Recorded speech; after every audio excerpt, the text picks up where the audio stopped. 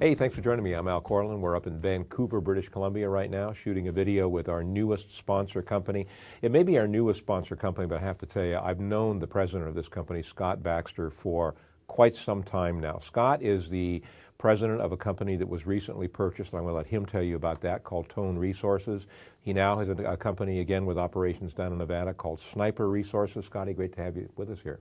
Pleasure. Thank you very much, Al. Let's talk about your background. Background was real estate business that taught me titles. In the 80s, till interest rates went to 24%. That moved me on to the mining business. I worked for juniors doing IR work for companies like Hughes, Lang, and the like. Learned what not to do, and that is don't do 6. Do a deal and put all your assets in it. Sure. Don't split it up with 12.5% times 5. So the guy's got to have a degree in math to realize what your interest is. And secondly, if you're good in the gold business, stay there. Exactly. No, I agree. Don't 100%. do silver, copper, lead, zinc, diamonds, and oil and gas just so you don't miss anybody. Exactly. No, I couldn't agree more. So you've been in the business probably as long as I have, probably maybe a year or so longer. I started my firm back in 1982, so you've been around since about that time. That's so right. We're both getting a little long in the tooth, to say the least. You've made a couple more bucks than I have, though, I have to say. You're very good at what you do. Let's talk, first of all, just real quickly, the background of Tone Resources and how your shareholders did in that. Okay, Tone Resources, I started in May 16th and listed May 16th, 03. Went public at 50 cents. I staked $78,000 worth of property in the state of Nevada, in Crescent Valley and the like, when everyone was going the other way. The gold was $258, and everybody said, gold, you got to be nuts, and they let me through. Sure. Now, I took projects that Newmont had spent $1 million on and got them for $6,000. And as the prospector said, why would I give it to you for $6,000? I said, don't think of 0 to 100 like you lose in 94. Think of 0 to 6 and your phone works. Exactly. And I said, secondly, what did Newmont do in 10 years other than monitor your ground? But they never touched it. I said, in less than 6 months, I'm going to drill it. Don't you really want to know there's something there? That's what drives me. I'm not in the exploration business because I like to drive around. I'm in the exploration business because you produce wealth.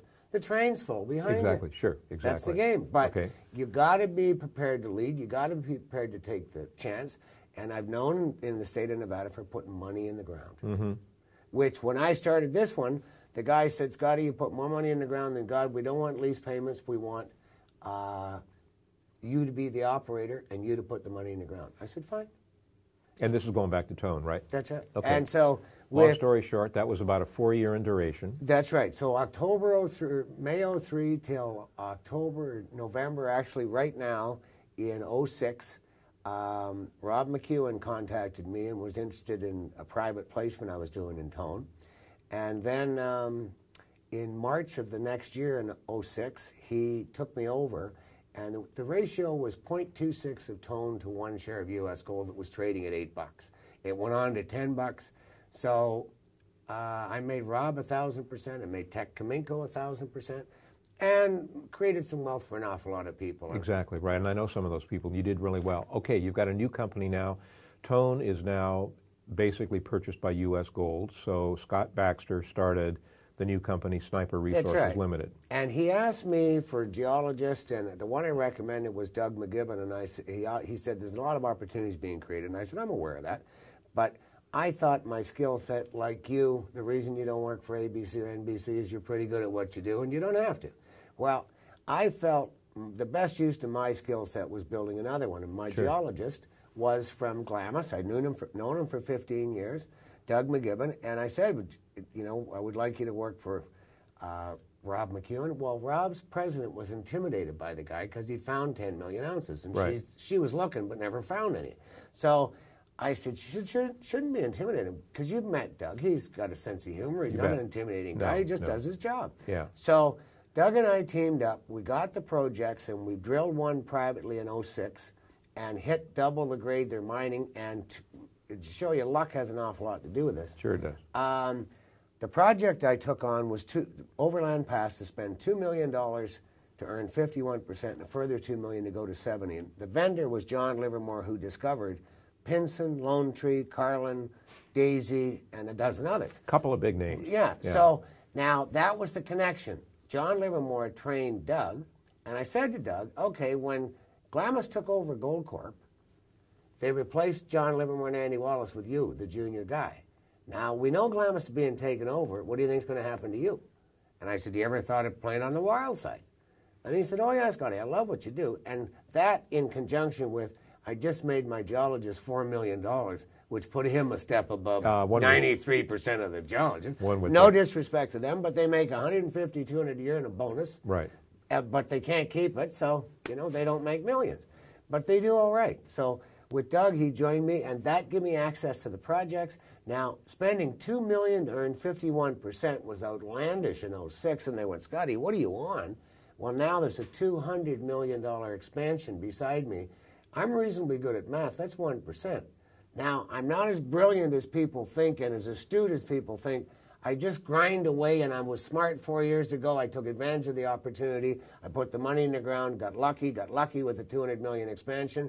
Gold went to 1,300. I didn't think gold was going to 1,300, but it's here. 1,400. 1,400, yeah. And the thing is now, and I think you'll agree, prior to this, gold at 600 and 700 was because the guy with the bunker and the ammunition, when you go to Oregon, it says guns, ammo, and gas. And look, he said, buy gold coins and silver coins. And watch for dogs, yeah. That's right. Yeah. But it's not that guy anymore. No, now it's world banks and world economies. Right. And actually, everybody said, well, yeah, but now the U.S. economy's in the dumper. Are we going to see gold plummet? Well, not even close. Look at BNP Paribas. Look at UBS. They wrote off their bad debts and started again. They're all making profits. So this isn't like the U.S. government. No. And by the way, that's $600 billion. As I said earlier, I'm reasonably good at math. I did the math going to Chicago to the show. Yeah. $600 billion, $75 billion a month, $2.2 billion a day. That's $1,063,000 a minute. Whoa. So while you and I are trying to save $200, we don't even get to the score sheet. Somewhat inequitable. Do me a favor, okay? Got about 2 minutes left, or more if you want, but let's have a synopsis on where Sniper is today and where you plan to take it in the next 12 months. Okay. When I did Tone, I told people in the beginning and my board members, we have an escrow position. The escrow position is not developed out of greed. It's because the assets are good enough. We want to continue to manage them in 2 or 3 years. The same thing with Sniper. I told people in Tone at 50 cents, we're going to sell this to a major in 3 years at 2 1/4. It was actually 2.45. With Sniper, went public October 26th at 25 cents, and I took down 2 million shares of the 5 million. 3 weeks ago. That's right. You don't move very fast. Well, and now November 10th, we're sighting the holes. November 28th, we start drilling. I just did another private placement. We're going to drill 8 holes before Christmas. Another 16 on that project in January, continue on, and then come back to Overland Pass. Now, Overland Pass, I asked John Livermore why he staked it and paid for it with his own money for 30 years. And he said, Scotty, it was the best geochemistry in the state without a pit on it. Now, Barrick is doing the $200 million expansion. Right. They've been on my ground. They like it. So they let me know just prior to this tour that they're interested in the ground, and I'm not surprised. I give them the option for $500,000, the same as I did with Teck. And I called him back 2 weeks later, and I said, time's up. I got to write the check for $500, or you do. He said, we can't. I said, I did. The deal's off the table. Now, I'll come back to them, but I like to do it the old-fashioned way. Why don't we work at this and see how it works out? I fully expect to sell my entire position to Barrick in 3 years between $4 and $5. And that, I'm not dreaming. That's actually what I did. Now, I own 24% of the stock. I own $2 million of the IPO. I own so much of my stock, I can't buy it, I can't sell it. And it seems to be trading 50 to 100,000 a day on automatic. And as you're well aware, it's not automatic. It's because I have shareholders that I've earned. And when I was going to retire on Tone, I actually did for about an hour and a half, I think. Yeah, right. And then people sent me checks of $675,000 in certified checks made out to me and said, Scotty, what was the name of the new one? Took me all day, but we come up with Sniper. Because the only school I ever graduated from was parachute school in '67. So I thought, this is fitting. Plus, for continuity and easy business sense, to make it short, I wanted an S-T or I so I could have the same listing officer who knew me for 20 years, who asked me how my daughter Britt was, so that we're not going, oh, hi, Al, which one's Scott? Exactly. Wrong answer. Right. You go to the TSX, you want them to know you, you paid the bill. The same with my driller. No one can get a driller in the state of Nevada. 2 weeks ago, Friday night at 9:15, I got my driller. But he also drilled for me, drilled for stock, And now he owns U.S. Gold. And one of the people in Chicago said, when are you going on the American exchange? I said, never. Right. But the company that took me over, U.S. Gold, they were on the American exchange till Wednesday, and now they're on the New York Stock Exchange. Let someone else do that. Exactly. Do what you're really good at. Do what I'm good at. Right. I'm not good at putting the 35-story building up. But picking sites and getting it done, that's what I do. He's one of the most interesting guys that Big Al has had the pleasure of working with in the past 30-some-odd years. Very, very interesting guy. I want to say this about the company, Sniper Resources Ltd. Neither Scotty or I, well, I'm certainly not recommending that you buy this stock because I'm not a registered investment advisor, so I can't tell you to do that. All I can say is click the banner on our website, get all the information that you need, and then you, and if you work with a registered investment advisor, another expert, you make up your own minds. I'm saying this is one of the most interesting, dynamic guys I've known for a long time, and you know what, Scotty, it's a pleasure working with you. Pleasure. And I buy stocks the way most people should.